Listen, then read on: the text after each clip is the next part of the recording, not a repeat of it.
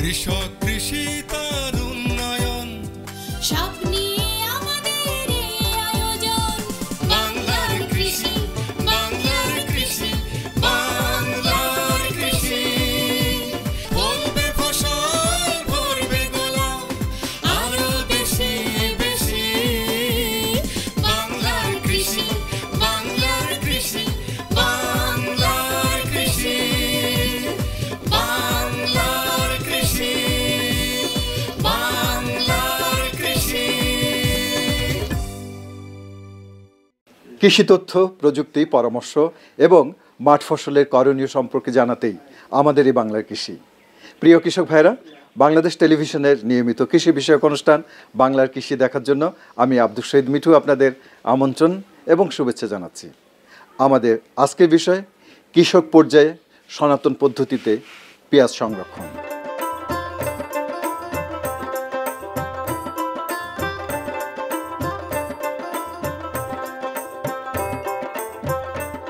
পেঁয়াজ একটি মশলা জাতীয় ফসল। বাংলাদেশে বর্তমানে প্রায় 1,27,000 হেক্টর জমিতে পেঁয়াজ চাষ করা হচ্ছে এবং মোট উৎপাদন হচ্ছে প্রায় 5,30,000 মেট্রিক টন। পচনশীল পণ্য হওয়ায় পেঁয়াজ সংরক্ষণ খুবই গুরুত্বপূর্ণ। বাংলাদেশে বহুল ব্যবহৃত মশলা পেঁয়াজ। এমনিতেই পেঁয়াজ উৎপাদনে দেশে ঘাটতি রয়েছে, আবার সঠিক সংরক্ষণের অভাবে পেঁয়াজ পচে গেলে ঘাটতি বেড়ে যায়। পেঁয়াজের ঘাটতি পূরণ করতে প্রতি বছর 6,000 কোটি টাকার পেঁয়াজ আমদানি করার প্রয়োজন হয়। পেঁয়াজ সংরক্ষণ করে ক্ষতির পরিমাণ কমানো গেলে আমদানিও কমানো সম্ভব হবে। পাবনা জেলাধীন সুজানগর উপজেলার বেশিরভাগ কৃষক ভাই পেঁয়াজ উৎপাদন করেন। এ উপজেলার উদয়পুর গ্রামের কৃষক মাসুদ রানা 17 বিঘা জমিতে প্রায় 1,200 মণ পেঁয়াজ উৎপাদন করেছেন। এ কৃষক তার উৎপাদিত পেঁয়াজ সনাতন পদ্ধতিতেই সংরক্ষণ করে আসছেন। কৃষক ভাইয়েরা বাড়িতে এবং বাড়ির পাশের মাচাতে পেঁয়াজ সংরক্ষণ করেন। তারা কখনো খোলা জায়গায় মাচা করে, আবার কখনো প্রাকৃতিক খোলা জায়গায় পাটাতনের মতো মাচা করে পেঁয়াজ সংরক্ষণ করেন। আবার কেউ ঘরের পাটাতনে পেঁয়াজ সংরক্ষণ করছেন।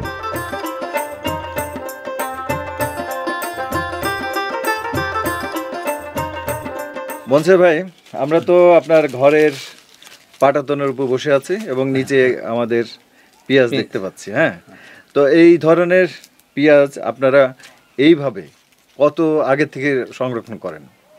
আমার তো 30-25 বছর, 30-25 বছর, 30-25-40 বছর আর কি। আচ্ছা, এইভাবে আপনার সংরক্ষণ করে সংরক্ষণ করে আসছে। শ্রাবণ ভাদ্র মাস পর্যন্ত রাখা যায়। আচ্ছা, তাহলে কয় মাস, মোট কয় মাস রাখতেছেন?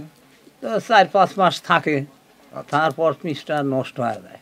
না, এছাড়া তো উপায়ও নেই। না, উপায়ও নাই। এইভাবেই তো আপনাকে রাখতে। হ্যাঁ হ্যাঁ, এইভাবে তাই না? এমনি যদি আপনি বস্তার ভিতরে রাখেন তাহলে তো এইভাবে থাকবে না। না, পচে যাবে। বস্তায় রাখলে তো পচে যাবে, পচে যাবে। বা ঘরের ভিতরে রাখলে পচে যাবে, খুব তাড়াতাড়ি পচে যাবে। বিক্রি করলে এবার বাজার তো অনেক দাম। এই কয়েক বছর গেছে 1500-1600 টাকা, 30 মণ 40 মণ হয়ে জন্মেছে, বুঝলেন। কিন্তু এবার লাভ, এবার আপনার মানে এই 1 বিঘাতে বিক্রি করলে কি 1-2 লাখ টাকা আসে? না, বেশি হয়েছে। কত? কারো 3 লাখ হয়েছে, কারো 2.5 লাখ, 4 লাখ হয়ে গেছে। মানে 70,000 খরচ করে 4 লাখ টাকা, 4 লাখ হয়ে গেছে। পেঁয়াজ গাছ সহ সংগ্রহ করে গাছের অংশ আলাদা করে মাচায় 1.5 থেকে 2 ফিট স্তরে স্তূপ করে সংরক্ষণ করছেন। পাটাতনে 2.5 থেকে 3 ফিট স্তূপ করে সংরক্ষণ করা হয়ে থাকে। এ পদ্ধতিতে কৃষক ভাইয়েরা 6 থেকে 8 মাস পেঁয়াজ সংরক্ষণ করে রাখতে পারেন। তবে এ পদ্ধতিতে পেঁয়াজ সংরক্ষণে 20 থেকে 30% নষ্ট হওয়ার ঝুঁকি থাকে। তথাপিও কৃষক ভাইয়েরা এ পদ্ধতিতে সংরক্ষণ করছেন। উপজেলা কৃষি কর্মকর্তাগণ সবসময় এই সংরক্ষণাগারে এসে পরামর্শ দিয়ে থাকেন। কেমন হয়েছে এবার পেঁয়াজ? হ্যাঁ, আল্লাহ দিলে খুব ফলন খুব ভালো আছে। আচ্ছা, পেঁয়াজ কি বিক্রি করতে পারছেন? হ্যাঁ, বিক্রি করছি। আমি আগুর যে পেঁয়াজটা লাগাইলাম ওটা বিক্রি করছি। কত মণ বিক্রি করছেন? 400 মণ করে বিক্রি করছি। আচ্ছা, এখন যা আছে কয় মণ হবে?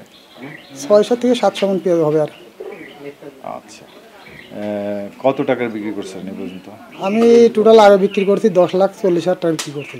আচ্ছা, এখন যে পেঁয়াজটা আছে এটা কত বিক্রি করতে পারবেন? আরও 13 থেকে বর্তমান বাজারে মনে করেন 13 থেকে 14 লাখ টাকা বিক্রি হবে।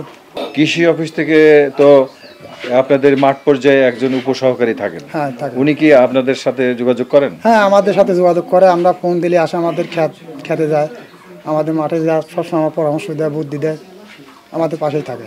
পেঁয়াজ ওঠানোর সময় দাম কম থাকে, কিন্তু যত দিন যেতে থাকে দাম বাড়তে থাকে।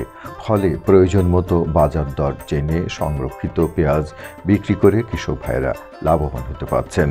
পেঁয়াজ ভালো করে শুকানোর পর গোদামজাত করতে হয়। গোদামঘর ঠান্ডা ও বায়ু চলাচলের পর্যাপ্ত ব্যবস্থা যুক্ত হতে হবে। মাঝে মাঝে গোদামঘর পরীক্ষা করে পচা ও রোগাক্রান্ত পেঁয়াজ বেছে সরিয়ে ফেলতে হবে।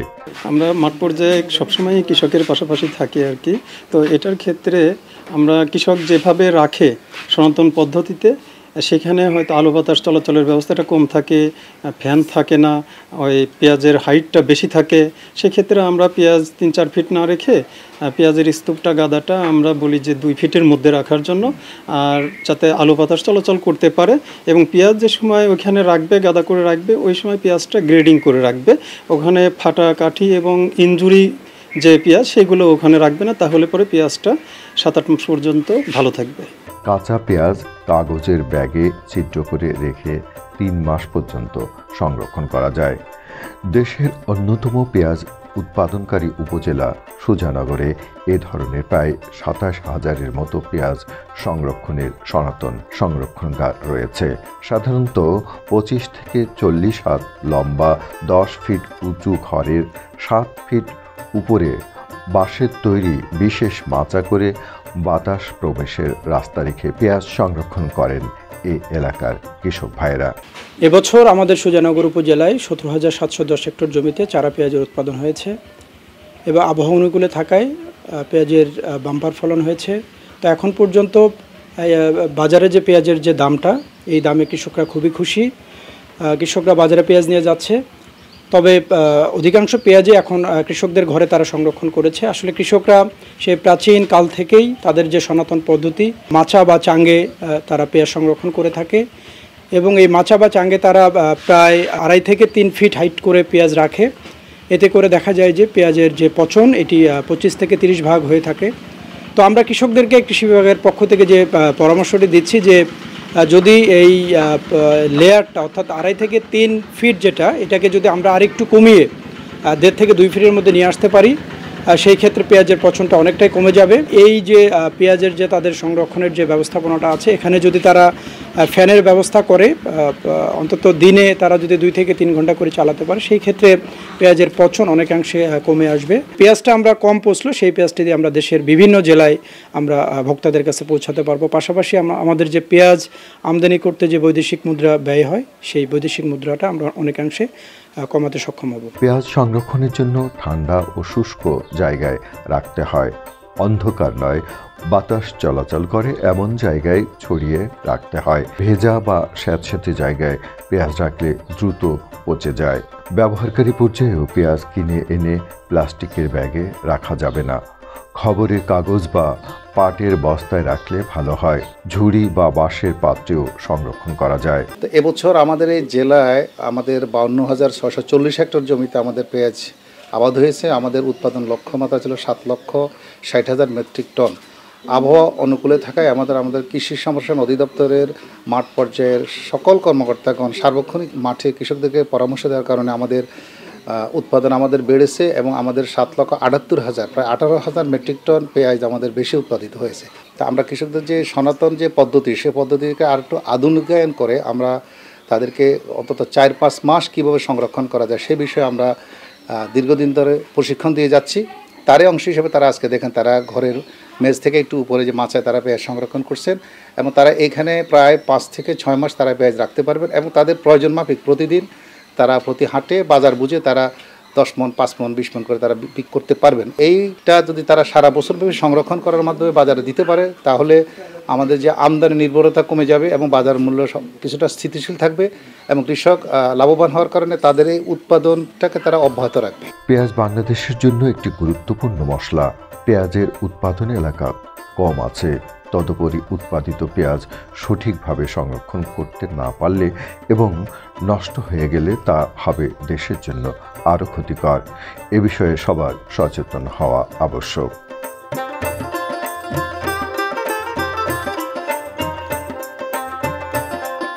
বাংলার কৃষি, বাংলার কৃষি, বাংলার কৃষি। চলমান তীব্র তাপদাহে ফল এবং সবজি ফসলের গুরুত্বপূর্ণ ব্যবস্থাপনা সম্পর্কে করণীয়। ফলন্ত আম গাছে 7 থেকে 10 দিন অন্তর সেচ প্রয়োগ করতে হবে, অথবা পানি শুকিয়ে গেলে আবার সেচ দিতে হবে। এছাড়া অন্যান্য ফল যেমন লিচু, জামরুল, কাঁঠাল ইত্যাদি ফলন্ত গাছেও 7 থেকে 10 দিন অন্তর সেচ প্রয়োগ করতে হবে। সুযোগ থাকলে বেসিন পদ্ধতিতে অর্থাৎ গাছের চারপাশে রিং তৈরি করে সেচ প্রদান করা উত্তম, তবে প্লাবন পদ্ধতিতেও সেচ দেওয়া যাবে। তাপদাহ কমলেও ফল পরিপক্ক হওয়া পর্যন্ত 15 দিন অন্তর সেচ অব্যাহত রাখতে হবে। এতে ফল ঝরে পড়া কমবে ও ফলন বৃদ্ধি পাবে। চলমান তীব্র তাপদাহে সবজি ফসলের ক্ষেতেও প্লাবন পদ্ধতিতে সেচ প্রদান করতে হবে, এতে ফলন বৃদ্ধি পাবে।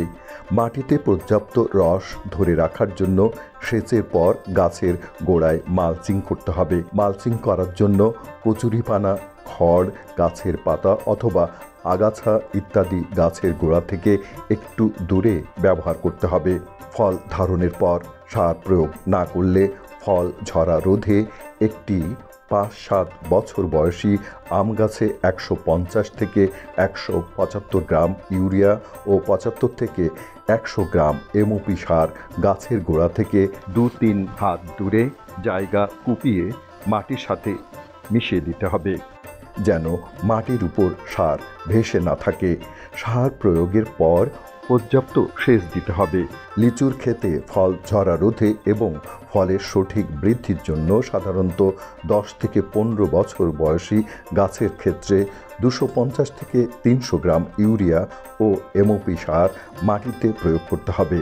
বয়স ভেদে সারের মাত্রা কম বেশি হতে পারে। জৈব সারের পানি ধারণ ক্ষমতা বেশি, সেজন্য জৈব সার প্রয়োগ করতে হবে। তীব্র তাপদাহে রোগ ও পোকামাকড় দমনের জন্য বালাইনাশক অনুমোদিত মাত্রায় প্রয়োজন অনুযায়ী 7 থেকে 10 দিন বিরতিতে সকালে এবং বিকেলে স্প্রে করতে হবে। মনে রাখবেন, যেসব সবজিতে সকালে ফুল ফোটে সেগুলোতে বিকেলে, আর যেসব সবজিতে বিকেলে ফুল ফোটে সেগুলোতে সকালে স্প্রে করতে হবে।